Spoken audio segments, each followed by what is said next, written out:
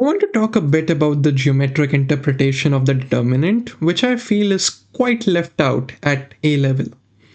So let's see what's going on. Say I have two unit vectors, one in the x direction and one in the y direction. They are both the unit vectors. And let's say I have a matrix 1, 2, 0, 2. And the determinant of this matrix is very simply 2. But let's try to understand what this is trying to say. So I'll draw another diagram. I'll draw another diagram so that it's easy for you. Oops, I have to adjust my screen a little bit. Okay, so let's say here is my x and y.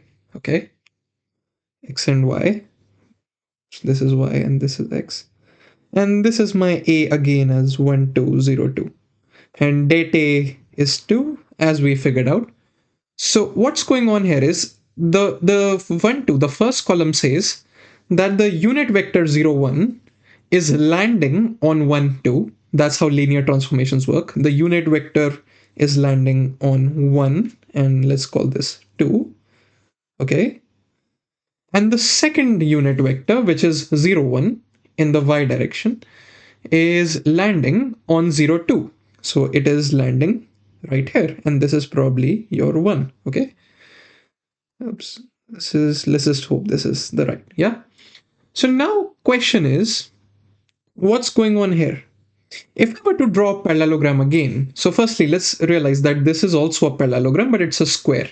A square is a parallelogram. And this has area 1. This has area 1. Okay.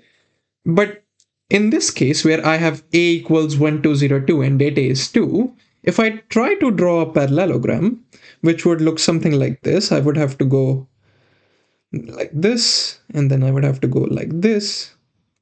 And here, right here, we would have the number 4. So the claim here is that the area of this is 2.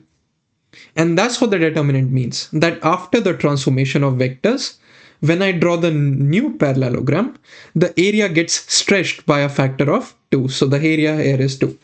If this thing had an area of 5, then this thing would have an area of 10, and so on.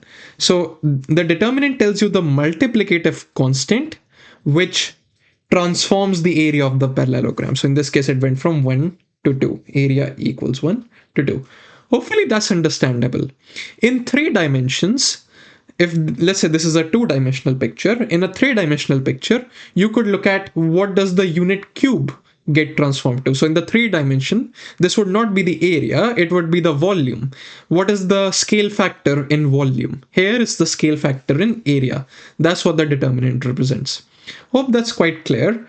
Thank you very much. Do let me know if you understood it, and I'll see you later.